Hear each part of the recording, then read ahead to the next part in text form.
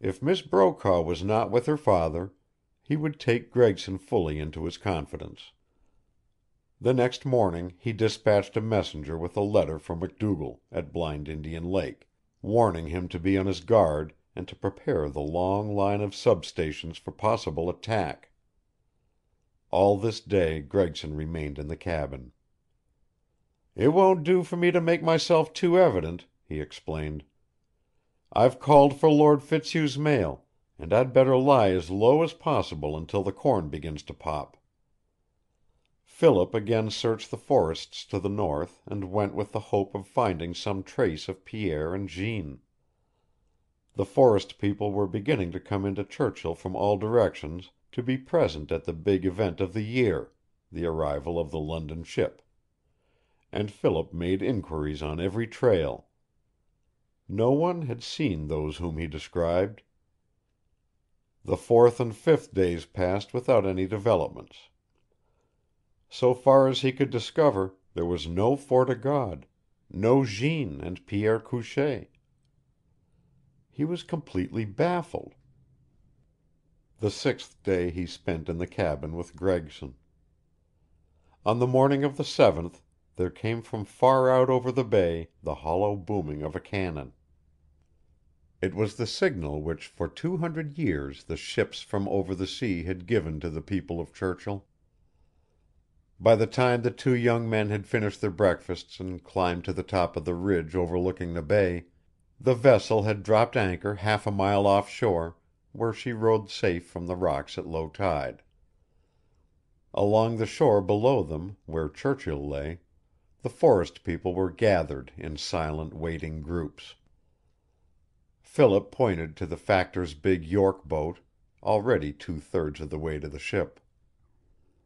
"We should have gone with Bludsoe," he said. "Brokaw will think this a shabby reception on our part, and Miss Brokaw won't be half flattered. We'll go down and get a good position on the pier." 15 minutes later they were thrusting themselves through the crowd of men, women, children, and dogs congregated at the foot of the long stone pier, alongside which the ship would lie for 2 or 3 hours at each high tide. Philip stopped among a number of Crees and half-breeds, and laid a detaining hand upon Gregson's arm. "This is near enough, if you don't want to make yourself conspicuous," he said. The York boat was returning. Philip pulled a cigar from his pocket and lighted it. He felt his heart throbbing excitedly as the boat drew nearer. He looked at Gregson.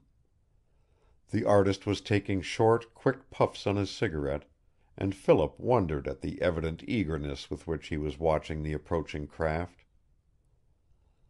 Until the boat ran close up under the pier its sail hid the occupants. While the canvas still fluttered in the light wind, Bludsoe sprang from the bow out upon the rocks with a rope. 3 or 4 of his men followed. With a rattle of blocks and rings the sheet dropped like a huge white curtain, and Philip took a step forward, scarce restraining the exclamation that forced itself to his lips at the picture which it revealed. Standing on the broad rail, her slender form poised for the quick upward step, one hand extended to Bludsoe, was Eileen Brokaw. In another instant she was upon the pier, facing the strange people before her, while her father clambered out of the boat behind. There was a smile of expectancy on her lips as she scanned the dark, silent faces of the forest people. Philip knew that she was looking for him. His pulse quickened. He turned for a moment to see the effect of the girl's appearance upon Gregson. The artist's 2 hands had gripped his arm. They closed now until his fingers were like cords of steel. His face was white, his lips set into thin lines. For a breath he stood thus, while Miss Brokaw's scrutiny traveled nearer to them. Then, suddenly, he released his hold and darted back among the half-breeds and Indians, his face turning to Philip's in one quick, warning appeal. He was not a moment too soon, for scarce had he gone when Miss Brokaw caught sight of Philip's tall form at the foot of the pier. Philip did not see the signal which she gave him. He was staring at the line of faces ahead of him. Two people had worked their way through that line, and suddenly every muscle in his body became tense with excitement and joy. They were Pierre and Jeanne. He caught his breath at what happened then. He saw Jeanne falter for a moment.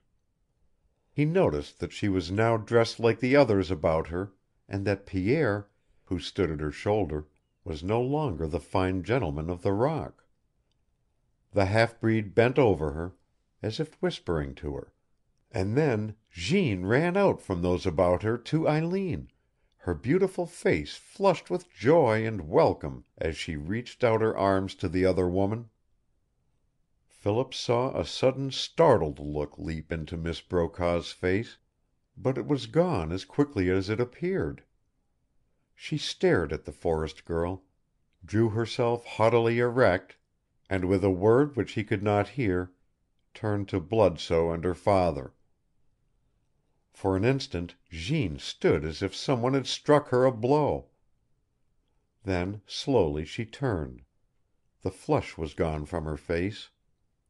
Her beautiful mouth was quivering, and Philip fancied that he could hear the low sobbing of her breath. With a cry in which he uttered no name, but which was meant for her, he sprang forward into the clear space of the pier. She saw him, and darted back among her people. He would have followed, but Miss Brokaw was coming to him now, her hand held out to him, and a step behind were Brokaw and the factor. "Philip!" she cried. He spoke no word as he crushed her hand. The hot grip of his fingers, the deep flush in his face, was interpreted by her as a welcome which it did not require speech to strengthen. He shook hands with Brokaw, and as the three followed after the factor his eyes sought vainly for Pierre and Jeanne. They were gone, and he felt suddenly a thrill of repugnance at the gentle pressure of Eileen Brokaw's hand upon his arm. Chapter 8.